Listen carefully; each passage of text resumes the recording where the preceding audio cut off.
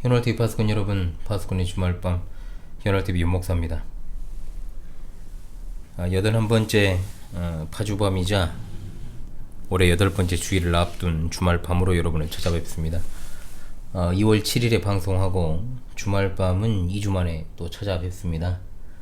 2주간 아예 쉼표는 아니었고 영상을 4개 정도 올렸습니다. 산행 영상으로 3개를 확보했으니 성공을 했죠. 그리고 성경교리학교 캠프 영상으로 마침표를 찍었습니다. 여러분 지난 2주간의 삶은 어떠셨습니까? 또 설 연휴가 또 겹쳐 있었죠. 저는 이제 오늘을 시작으로 월요일부터 제가 말씀드린 형태로 계속해서 개편된 방송의 형태로 그렇게 쭉 방송을 진행해 나갈 예정입니다. 복귀 방송이라고는 하지만 그래도 참 오래 기다리셨을 우리 동지님들께 감사 인사를 전하면서 기도로 파수꾼의 주말밤 시작하도록 하겠습니다. 한 주간도 변함없이 하나님께서 택한 백성들과 동행하여 주시고 2026년 2월 넷째 주일을 앞둔 이 시간까지 도우신 참으로 감사합니다. 주신 시간을 통하여서 잠깐 지난 주일을 통해 베풀어 주신 은혜를 생각하며 돌아보는 시간을 갖고자 합니다. 우리로 하나님의 은혜로 풍성한 주일을 맞이할 수 있도록 이 저녁 시간에도 함께 해주시고 파수꾼의 주말밤이 존재하는 이유가 잘 드러날 수 있도록 변함없이 은혜를 덧입혀 주옵소서. 지교회뿐만 아니라 보편교회 성도들에게 주님이 주시는 은혜를 함께 공유하는 시간이 될 수 있도록 우리 하나님 함께 하시고 늘 도와주시기를 원합니다. 이 방송이 하나님의 교회와 신실한 주의 백성들의 작은 도구로 사용될 수 있기를 원합니다. 우리에게 주어진 주말밤과 주일이 더없이 소중한 시간으로서 진리 안에서 충만한 자유를 누리는 시간이 되게 하여 주옵소서. 우리 주 예수 그리스도 이름으로 기도합니다. 아멘. 변함없이 지난 주일 그 전주에는 이제 수련회였죠. 그래서 이제 제가 2월 15일에 대한 것을 기점으로 해서 주일 강설 돌아보기 그리고 주일 오후 요리해설 시간을 돌아보는 시간을 갖겠다라고 말씀을 드렸습니다. 지난 주일에는 민수기 31장 1절로 12절을 강설했습니다. 계속 이어서 지금 진행하고 있는데요. 민수기도 어느덧 이제 거의 끝자락에 다가오고 있는 것 같습니다. 구약과 신약을 번갈아 하기 때문에 이제 민수기가 끝나면 또 신약 성경을 또 연속해서 강설을 할 것입니다. 미디안에 대한 하나님의 심판이란 주제로 이제 3번의 강설을 진행합니다. 지난 28장에서 민수기 30장까지 이어지는 내용은 각종 정기 제사 제물 관련 규례 그리고 여자의 서원 규례였습니다. 출애굽 2세대의 무엇보다 중요한 것은 하나님과의 관계입니다. 그 관계가 바르게 정립되는 것이다. 이어지는 31장 미디안 정복 관련 기사인데요. 오늘 이 31장 1절로 12절은 그 첫 단락이고 이 정복 명령은 처음이 아니고 25장 16절로 18절에 이미 주어졌습니다. 즉 이 명령이 재차 주어졌고 이스라엘은 이 명령을 따라 이제 미디안을 쳐서 정복한 거죠. 우리가 주목할 것은 미디안 땅이 원래 이스라엘에게 약속된 땅이 아니었음에도 이들을 정복하게 하신 건 그들이 발람의 간계를 따른 모압과 결탁을 해서 바알보올 사건을 통해 이스라엘로 하여금 범죄에 빠져들게 만들었기 때문입니다. 그래서 하나님께서 그들을 가리켜 이스라엘의 자손의 원수다라고 지칭하시며 그들의 죄는 단순히 이스라엘 백성을 향한 죄일 뿐만 아니라 하나님을 향한 것이었다는 그 사실을 분명하게 하십니다. 이 명령을 따라 미디안을 진멸을 하신 거죠. 각설하고 미디안에 대한 하나님의 심판의 기사 첫 번째 시간 말씀을 통해 우리에게 주시는 교훈으로 받아 적용한 걸 다시금 돌아보며 순종의 자리로 나아가도록 하겠습니다. 4가지 적용점을 깊이 상고합니다. 첫째로 오늘날의 진리를 허물고 악을 퍼뜨리는 자들이 바로 하나님의 원수요 교회의 원수인 줄로 압니다. 2, 3절의 말씀을 통해서 모세가 하나님께서 이스라엘 자손의 원수를 갚으라고 하셨습니다. 이스라엘 백성들에게 전할 때 여호와의 원수를 미디안에게 갚되라고 하지 않았습니까? 즉 이스라엘 백성들의 원수를 갚는 것이 곧 하나님의 원수를 갚는 것이요 이스라엘 백성의 원수가 곧 하나님의 원수다라는 뜻입니다. 하나님 백성의 원수는 곧 하나님의 원수죠. 하나님께 속해서 하나님의 보호하심 아래에 있는 하나님의 백성을 대적했다. 그건 곧 하나님을 대적하는 것이 됩니다. 하나님은 절대로 그와 같은 자들을 내버려 두시지 않으시고 철저하게 징벌하십니다. 이스라엘 초대왕 사울이 하나님을 온전하게 따르지 않아 결국 무너지는 계기가 됐던 것이 아말렉과의 전투를 앞두고 분명 남녀노소 그들의 가축까지도 남김없이 진멸을 하신 명령을 사울이 수행하지 않으므로 결국 끊어지는 결과를 불러냈습니다. 그들이 결국은 아말렉이 이집트에서 나온 이스라엘을 대적하여 하나님의 원수가 되었기 때문에 그들을 진멸하라고 하신 거죠. 바울사도 당시에 바에수라고 하는 박스무당 엘루마가 하나님의 손에 의하여 앞을 보지 못하게 된 것도 그가 구브로 총독 서기오 바울 이 사람이 하나님을 믿지 못하도록 하려고 바나바를 대적했던 사실로부터 기인한 것입니다. 그것이 곧 하나님과 원수가 된 계기죠. 우리가 살아가는 오늘날에도 이것은 마찬가지 원리입니다. 우리로 하여금 하나님 말씀에서 벗어나게 하는 비진리와 불신앙과 배도의 가르침을 전파하는 자들, 단체, 그들은 교회의 원수요 하나님의 원수입니다. 우리가 밀접하면서 배도의 최전선에 있는 WEA 세계복음주의연맹과 같은 단체가 그러하죠. 제14차 세계복음주의연맹 총회가 작년 서울에 있었습니다. 우리 교회가 속한 합동교단에서 가장 큰 사랑의 교회에서 열렸고요. 충격적인 일로 보이지만 자세히 들여다보면 그저 온 것이 온 것이다. 올 것이 온 거다. 세계복음주의연맹은 국제적인 조직이며 UN에 소속된 공식적인 프리메이슨 조직입니다. 여기서 일루미나티 프리메이슨과 같은 그림자 정부의 실체를 모른다고 해도 그리고 잘 관심이 없어서 거기에 대해서 생각해보지 않았다고 해도 적어도 예수 그리스도를 인간의 구원에 있어 유일무이한 구주로 믿는 성도라고 한다면 그들이 어떤 단체나 결사 조직에 소속되어 있다. 그 정체가 무엇인가 이것과 상관없이 그들이 어떤 주장을 비진리적인 어떤 배도적인 주장을 펼치는가 이걸 확인하는 것으로도 그들이 하나님의 원수요 하나님 백성의 원수다. 이 사실 알아야 되죠. 리고렌 그토록 가증하게 여기시는 동성애와 동성결혼을 지지하는 자입니다. 우리가 왜 포괄적 차별금지법을 반대합니까? 바로 이것이죠. 그는 성삼일체 하나님이 알라와 같은 신이라고 했습니다. 제정신이 아니잖아요. 진짜 제정신이 아니어서 이런 말을 하겠습니까? 사탄의 종자이기 때문에 이런 소리를 하는 겁니다. 그가 오정현 목사와 리고렌이 오랜 절친이었다라는 사실이 이제는 삼척 동자도 다 아는 사실이기 때문에 굳이 이것을 달리 말할 필요가 없죠. 그래서 충격이면서도 올 것이 온 것이다. 세계적 복음 지도자로 알려져 있고 지금도 많은 사람이 여전히 하나님의 종임을 의심치 않는 빌리 그레함이라는 사람이 프리메이슨 33도라는 사실을 모른다고 해도 사실 알아야 되지만 굳이 그들에게도 기회를 주는 측면에서 모르면 알려고 해야 된다라고 말씀을 드리고 싶습니다. 잘 모르겠으면 입을 다물어야 된다. 그런데 그렇게 하지 않죠. 빌리 그레함은 공식 석상에서 교황 바오로 2세에 대해서 이렇게 말합니다. 그는 세계에서 가장 위대한 전도자요. 신학의 차이나 개인 구원에 관한 것은 중요하지 않다. 로마 가톨릭 교회가 이제 우리가 가는 곳마다 우리가 협력하게 된 것을 기쁘게 생각한다. 이게 제정신이 아니잖아요. 이것도. 이 사탄의 종자니까 이런 말 하는 겁니다. 헷가닥해서 그런 게 아니라 미국의 한 토크쇼에 나와서 이제 세계 단일 정부를 포용해야 한다 라고 역설한 이 사람, 과연 이 사람이 헷가닥해서 이런 말을 했을까요? 아니면 하나님의 사람이 아니어서 이런 말을 했을까요? 그럼에도 이 사람이 하나님의 사람이라고 생각한다면 그 사람도 같은 종자다 라고 밖에 볼 수 없습니다. 명백한 사실 앞에서도 음모론을 운운하고 그와 같은 주장을 하는 사람들을 관종 취급하는 것도 오래되었습니다. 그러나 모든 걸 하나님께서 알고 계신다는 것을 잊지 맙시다.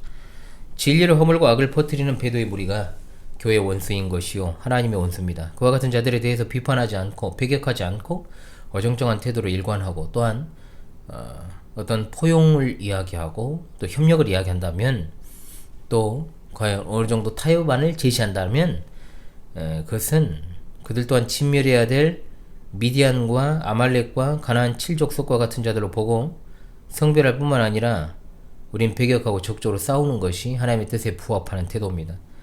그들은 하나님의 원수이므로 참된 교회 이론인 우리가 좌시할 수 없습니다.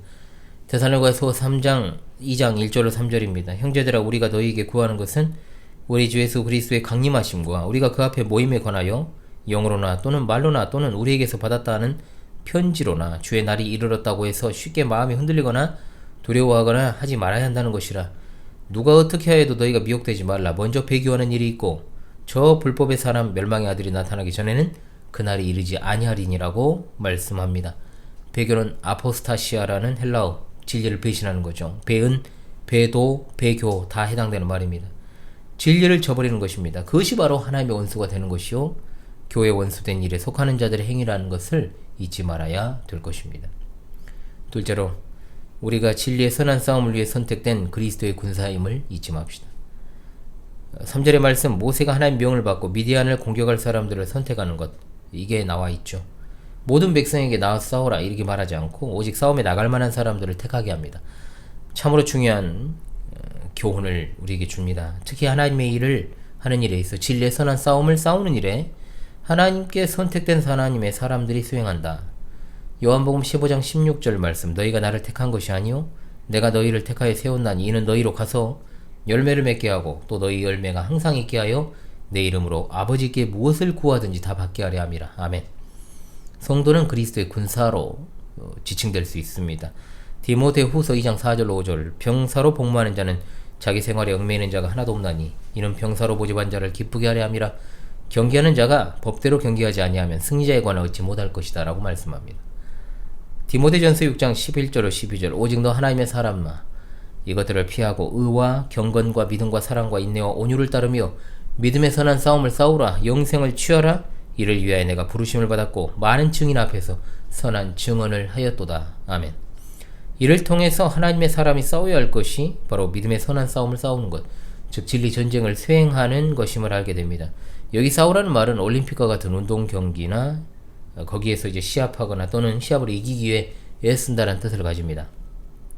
바울 사도는 자주 성도의 신앙생활을 운동 경기로 설명합니다. 여기서도 마찬가지입니다.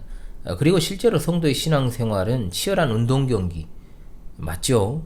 그런데 사실상 정전터입니다. 전쟁터. 우리 씨름은 혈과 육을 상대하는 것이 아니라 통치자들과 권세들과 이 어둠의 세상 주관자들과 하늘에 있는 악의 영들을 상대한다라고 에베소서 6장 12절에 말씀하지 않습니까? 그러므로 우리 성도는 1차적으로 자신의 죄악된 성품과 싸워야 되는 것인데 이것이 바로 자신과의 싸움이요. 여기서 치면 다른 전투는 볼 것 없이 패배입니다. 그리고 세상의 악한 풍조와 싸워야 됩니다. 사탄 숭배자들이 사탄의 문화로 세상을 잠식에 들어갑니다. 그럴 때 성도가 그런 미혹과 유혹으로부터 자기 자신을 성별하는 싸움을 싸워야 됩니다. 특별히 이 시대가 그러하죠. 그리고 사탄의 시험과 더불어 싸워야 됩니다. 세 번째, 불신앙과 배도의 세력들로부터 성별하며 싸워야 됩니다.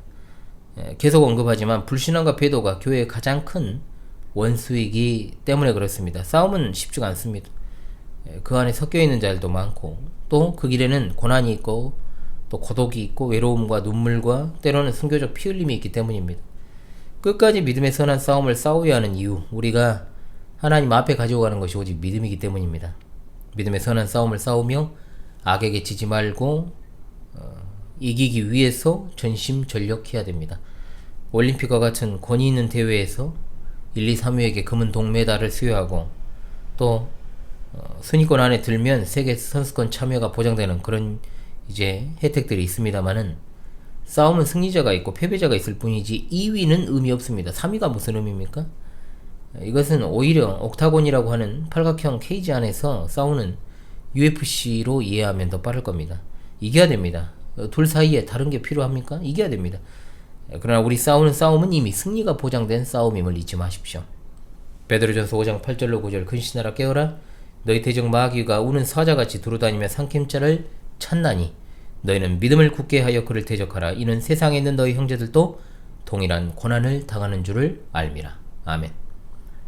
셋째로, 진리 선한 싸움에 하나님께서 함께 하심으로 반드시 승리하는 줄을 믿습니다.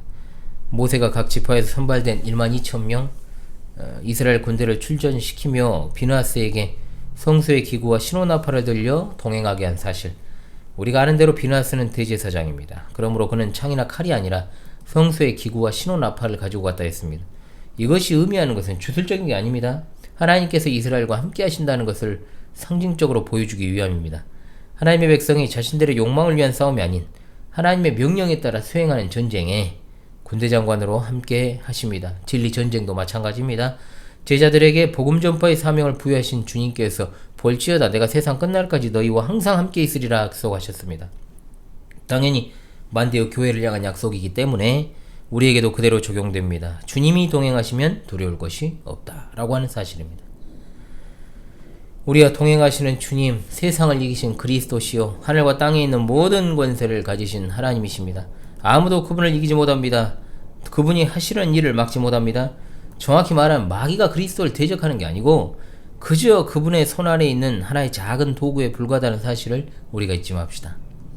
다윗이 골리앗을 상대할 때도 그는 이스라엘에게 속한 어떤 일개 무장으로, 그냥 목동 출신의 무장으로 맞선 것이 아니라 이스라엘 군대의 주인이신 하나님의 이름으로 예수 그리스도를 예표하는 왕으로 맞서 싸우기 위해 나아갔습니다. 당연히 승리를 믿어 의심치 않았죠.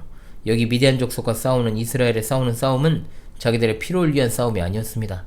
하나님 명령에 의지하여 임한 싸움이요 하나님께서 그들을 대신하여 싸워주셨으므로 1만 2천이라고 하는 어찌 보면 적은 숫자잖아요. 이 병력으로 미디안의 다소도 한국을 정복하고 그 왕들을 죽이고 우상 숭배의 원흉이라 할 수 있는 발람까지 처단할 수 있었던 것입니다. 우리가 하나님의 정도를 따라간다면 승리합니다. 우리를 부르시고 그 일에 합당한 능력을 주시는 하나님이시기 때문입니다. 가장 문제는 뭐냐? 우리가 하나님의 정하신 길을 따르지 않을 때가 문제인 거지, 하나님의 명령 따라가는 것에 있어 실패도 없고 패배도 있을 수 없습니다. 우리가 오늘과 같은 배도와 불신앙과 타협의 세력들에 맞서 싸울 때도 마찬가지입니다. 반드시 하나님께서 멸하라 하신 미디안 족속, 아말렉 족속과 마찬가지, 오늘 사탄을 숭배하는 일루미나티 프리메이슨에 속한 WCC, WEA, 로잔, 로마 가톨릭주의, 가종 에큐메니칼 운동, 2033년을 세계 종교 통합을 위한 해로 만들자고 외치는 자들, 이 모든 자들은 우리가 반드시 진멸해야 될 대상인 거지 그것과 포용, 관용, 타협, 대화의 상대로 삼아서는 안 됩니다. 함께 에베으하는 그런 대상으로 그들을 삼아서는 안 됩니다. 왜 하나님께서 철저하게 악을 진멸하라 가나안에 입성하는 이스라엘 백성들에게 명령하십니까? 왜 그토록 철저하게 씨를 말리라 말씀하시고 그들의 모든 것을 불태우라고 명령하십니까? 그렇게 하지 않았을 때 그것이 가져다주는 미혹이 결국 하나님 백성을 뒤흔들기 때문에 그렇습니다. 결국 무너지는 단초를 제공합니다. 아주 작은 구멍 하나가 댐 전체를 무너뜨리고 아주 작은 구멍 하나가 장막을 무너뜨릴 수 있는 것처럼 오늘날에도 교회 안에 있는 조그마한 틈새 사이로 가라지들이 침투해 들어와 이미 자리 잡고 있는 쭉정이와 건불과 결탁을 해서 교회를 전혀 생각지도 않은 방해에서 무너뜨린 일을 자행하고 있습니다. 영적인 세계 믿을만한 도끼가 어디 있습니까? 제가 우리 파스콘 동지들을 신뢰하고 또 우리 교회 성도들을 신뢰하는 것, 그것은 오직 그 안에 계신 성령 하나님을 신뢰하기 때문이요 하나님의 영이 그 위에 머무르는 자이기 때문에 신뢰하는 거지, 사람의 평판 그리고 지금 내게 어떻게 대하는가 이것 때문에 신뢰하는 게 아닙니다. 목사의 신뢰도는 그가 어떤 말을 전하느냐에 달린 것입니다. 그가 바른 말을 한다, 이것은 하나님의 말씀을 바르게 전달하고 가르치고 그 가르침에 입각해 목회 전반, 생활 전반을 이끌어갈 때 신뢰할 수 있는 것이요 당연히 성도 역시 그 가르침에 입각해 신앙생활 전반이 형성됨을 통해 신뢰할 수 있을 것입니다. 사람은 완벽하지 않습니다. 그러나 실수하는 것과 소속이 다른 것은 다릅니다. 성도는 세상에 속하여 있지 않고 하나님 나라에 속해 있습니다. 언제나 영혼을 생각하고 영혼 천국의 소망을 두고 이 세상의 삶을 미련 없이 떠날 나그네 여정으로 인식을 합니다. 그러므로 이곳에 미련을 두지 않기 때문에 불필요한 마찰, 다툼, 그리고 주님의 교회 울타리에 위해를 가할 일을 하지 않습니다. 분열을 조장하는 말 하지 않습니다. 이간질하지 않습니다. 비난하고 깎아내리지 않고 뒤통수를 치지 않습니다. 우리가 놓칠 수 있는 법이 이거죠. 교회 내에서 일어나는 문제의 다수가 진리전쟁이다, 이 포괄적 타이틀에 몰두한 나머지 성경과 교리적인 것들이 충족되면 아무런 문제가 없을 것이다 라고 여기는 태도, 신자 개개인이 진정으로 회심했는지 돌이켰는지 이 여부는 정말로 결정적이면서 근원적인 것입니다. 굉장히 중요하죠. 아무 문제가 없을 때는 잔잔합니다. 푸른 하늘이 그대로 비치는 맑은 물이라고 해도 폭풍과 같은 자연의 큰 변화 앞에서 저수지건 호수건 강이건 바다건 다 뒤집어 엎어지고 혼탁해지지 않습니까? 우리가 이 사실을 도무지 알 길이 없잖아요. 그러므로 크나큰 진리전쟁을 수행하기 위해 필요한 가장 큰 전제 조건은 집안 단속이죠. 교회로 적용합시다. 더 이상 성령 하나님이 이끌어가시는 예수 그리스도의 몸된 교회, 머리 대신 예수 그리스도의 교회가 아니게 되어버릴 수 있다는 겁니다. 하나부터 10까지 정도를 따라가야 됩니다. 진리의 선한 싸움을 싸우는 데 있어 타협은 없습니다. 망설임도 없습니다. 그저 끝까지 싸워 승리할 수 있는 믿음, 경건, 인내, 성실, 반드시 승리합니다. 요한일서 5장 4절 말씀, 무릇 하나님께로부터 난 자마다 세상을 이기느니라. 세상을 이기는 승리는 이것이니 우리의 믿음이니라. 아멘. 넷째로, 배도를 조장하는 자와 세력들은 반드시 멸망합니다. 잊지 맙시다. 8절에 등장하는 부올의 점쟁이, 이스라엘의 바알 부올을 조장한 발람의 죽음이 나오지요. 그에 관해서도 4번의 강설을 했습니다. 처음부터 그는 거짓 선지자였고 끝까지 거짓 선지자로 죽었다. 하나님의 섭리의 역사로 모압 왕 발락의 제안을 받아들여 이스라엘을 저주하는 일을 하지 못했습니다. 결국 그런데 모압과 미디안에게 이스라엘을 타락시키는 방법을 알려주어 바알 부올을 일으키게 했다는 것. 즉 배도를 조장하는 발람을 하나님께서 미디안을 멸망시키며 어김없이 심판하여 그들과 함께 죽이셨다. 이스라엘 백성을 실족하게 했던 자들을 하나님께서 멸망시키신 건 만대의 교회로 이어지는 메시지입니다. 예수님 당시에도 사람들을 배나더 지옥자식 되게 하는 유대 종교 지도자들이 있었습니다. 그들의 열심은 뛰어난 것이었습니다. 그러나 그것은 하나님의 뜻과 무관합니다. 그들의 행위에 대해 주님께서 정죄하시고 파멸이라 하지 않으셨습니까? 특히 남을 가르치는 자들은 더욱 어그러진 길로 인도하지 않도록 주의해야 된다. 복음에 무엇인가를 첨가하거나 또는 삭제한다면 그것은 잡음이지 복음이 아닙니다. 원래 소리를 방해하기 때문에 부족한 복음이 아닌 잡음입니다. 복음 진리에 대한 정확한 이해의 중요성을 알아야 되고, 또한 드러내놓고 활동하는 위협보다 교회 안에 숨어 활동하는 가라지 색출이 더 중요한 거예요.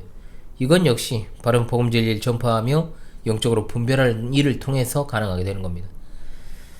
세상 종말의 시기에 성도들이 혹독한 믿음의 시련을 겪는 것은 짐승 정부의 수장이 모든 성도에게 가하는 혹독한 고통과 무서운 핍박 때문입니다. 분명 큰 환난이요, 적어도 우리가 경험한 바가 없는 미중유의 대사건이 될 것입니다. 수많은 성도가 순교하고 투옥당하고 신앙의 자유를 빼앗기고 목숨마저 위태로운 시기가 바로 마지막 환난의 때입니다. 이것은 선지자 엘리야가 아합왕과 이세벨의 핍박과 위협을 피해서 그리 시냇가에 숨어 지내며 까마귀 도움을 받아 겨우 생존할 수 있었던 걸 생각하면 이해가 빠르죠. 얼마나 참으로 힘든 시기입니까? 그러나 그것은 분명히 거기에도 게시된 바 3년 반과 같은 정해진 시기입니다. 끝이 반드시 있다라는 겁니다.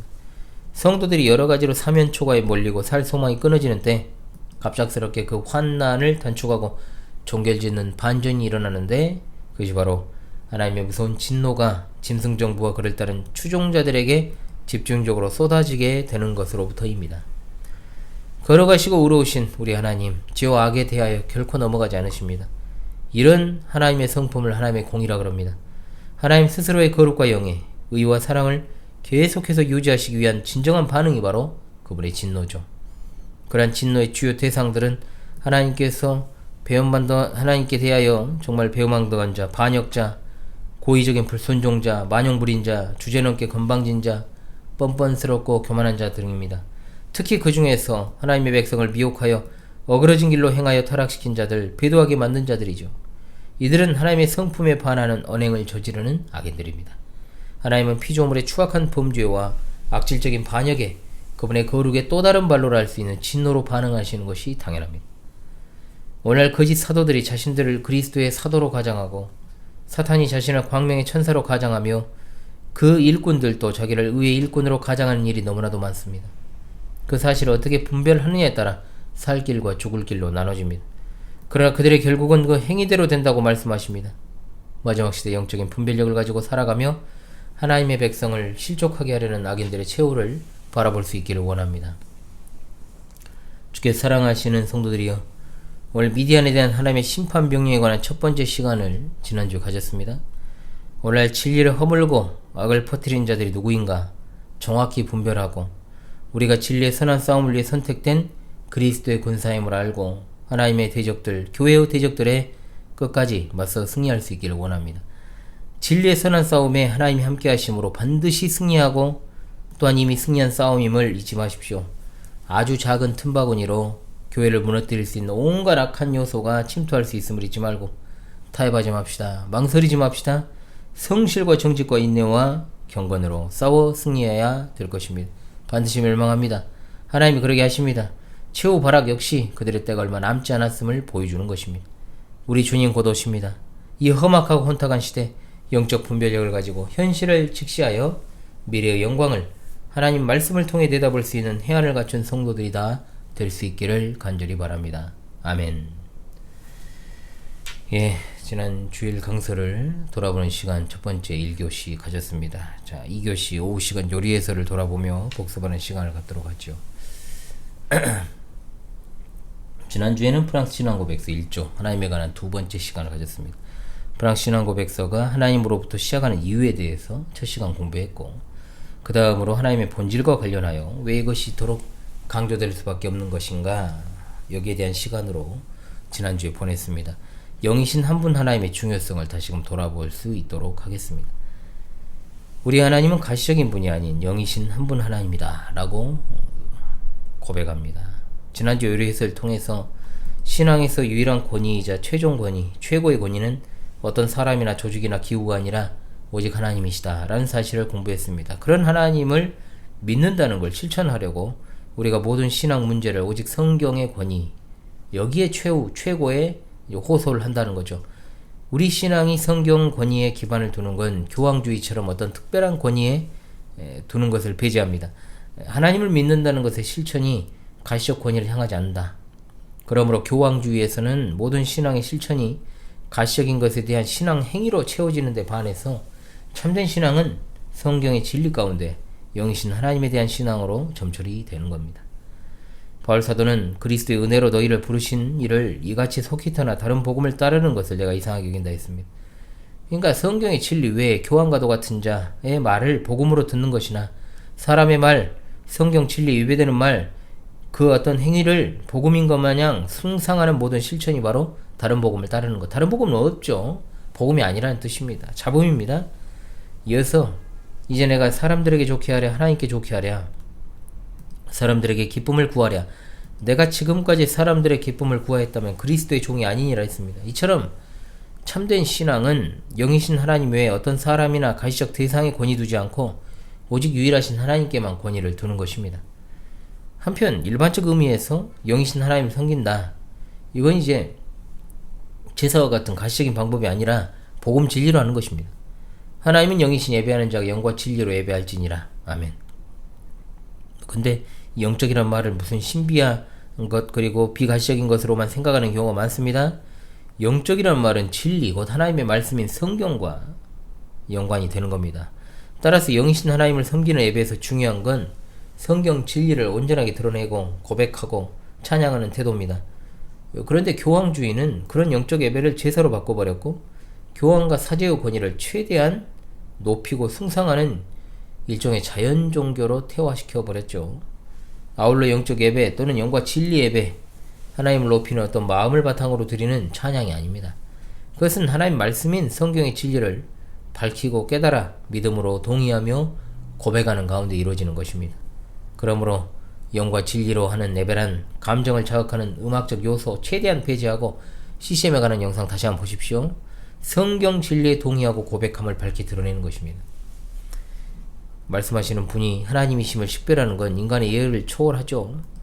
1559년판 신앙고백 첫 부분 후반부에 이 교리는 그의 권위를 인간에게서 얻은 것도 천사에게서 얻은 것도 아니며 오직 하나님께로부터 얻은 것이기 때문에 우리들은 하나님만이 그의 선택하시는 사람들에게 그의 교리의 명확성을 주시며 그의 성령으로 말미암아 저들의 심령 속에 이것을 인쳐주심을 믿는다. 우리 신앙에서 말하는 신비라고 하는 것이 이처럼 성령으로 말미암아 교리를 명확하게 습득하는 것이다. 영이신 하나님께서 주시는 은혜는 그 본질이 가시적인 데 있는 것이 아니라 진리의 교훈을 깨우쳐 주시는 성령 하나님의 사역과 같이 가시적이지 않은 것에 있다라고 하는 겁니다. 그러므로 참된 신앙은 부귀영화, 즉 가시적이고 현상적인 것, 눈앞에 보이는 천국을 추구하지 않고 진리의 교훈과도 같이 풍성하고 충만하지만 결코 외적으로 표현해서 드러낼 수 없는 무한한 은혜를 추구하는 것임을 잊지 마십시오. 그런데 로마계 교황주의는 철저히 모든 것을 현세적이고 가시적인 방식으로 바꿔버렸죠. 그리고 거기에서 파생되어 나온 이제 변종 기독교는 물질적, 현실적인 것 추구하는 인간의 기본적인 심성인 기복주의와 맞물려서 성공신학, 번영주의 신학이 등장하게 된 것이 신학이 아니죠. 귀신학이죠. 이 모습 역시 신앙 고백이 반대하는 교황주의에 입각한 모습인 거지, 영이신 하나님에 대한 진리를 추구하는 신앙, 정상적인 게 아니죠. 다른 신앙이다라고 하는 겁니다. 그러므로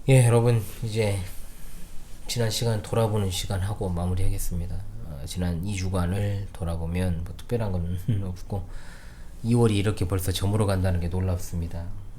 늘 그렇듯 겨울 사역이 끝나면 순식간에 신학기를 준비할 새도 없이 그렇게 한 달이 훌쩍 지나갑니다. 저는 재정비할 시간도 거의 갖지 못해요.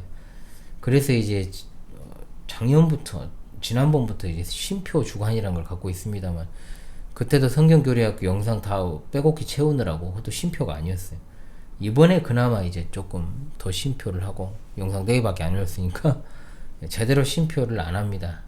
안 하는 게 못해요. 마음이 아예 못 찾아가면 진짜 마음이 제가 서운해가지고 그게 안 돼서.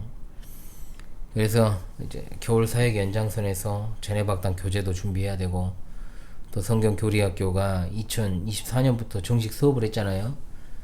그리고 뭐 시작한 건 2017년이지만 작년에 이제 정식 학교로 출범을 했고, 그쵸? 2025년 1학기부터 시범학기가 2024년이었고, 그런데 이제 2학기 이탈자가 생겨가지고 전교생이 3명인데 한 명이 이제 자퇴를 했죠, 스스로.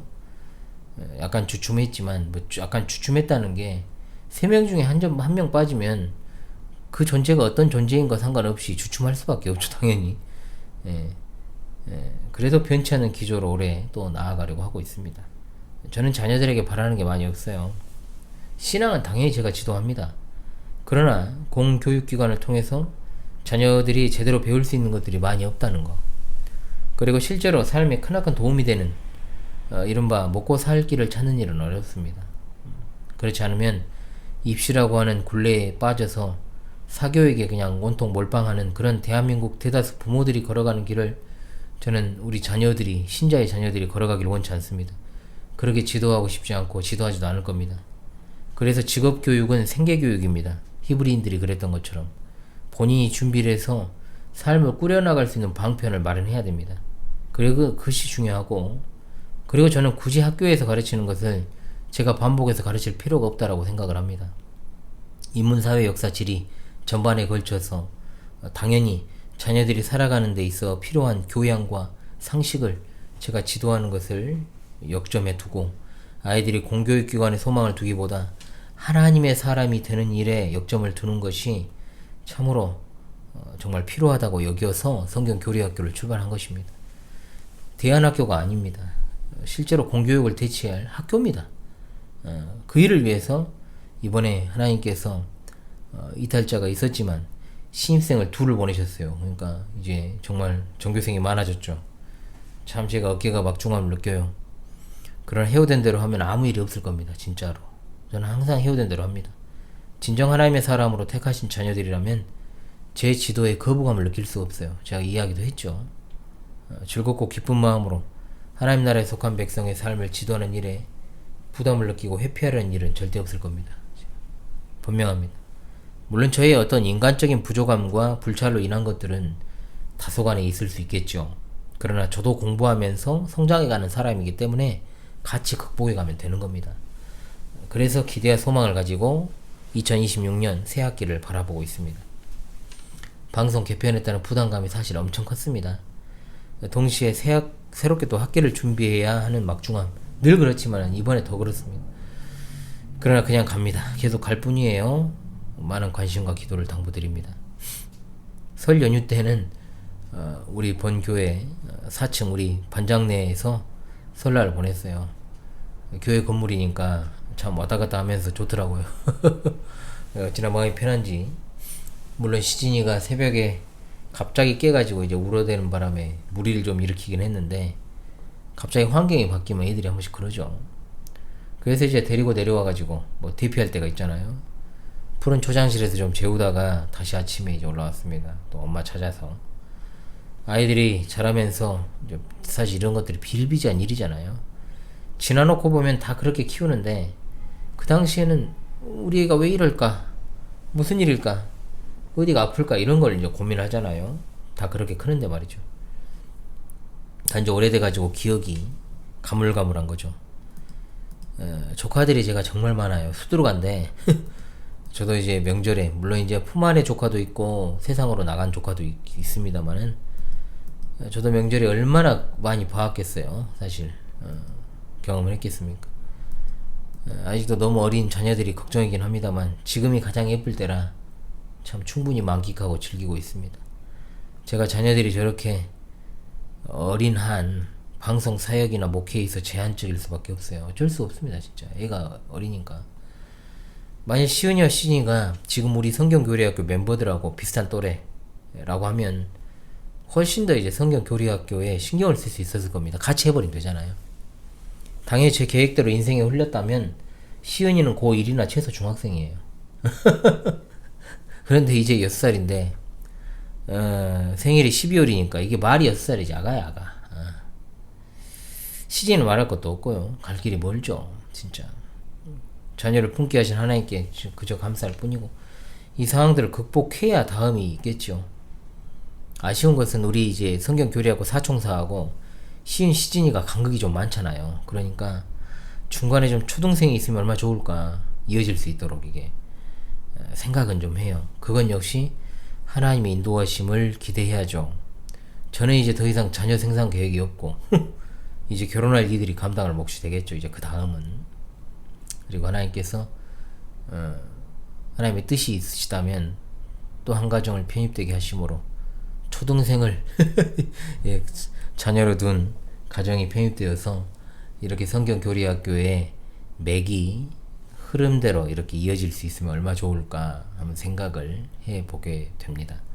늘 기도하는 내용이기도 하고요. 예, 아무튼 조금은 심적인 여유가 있는 좀 한 학기로 써나가야 되지 않겠는가.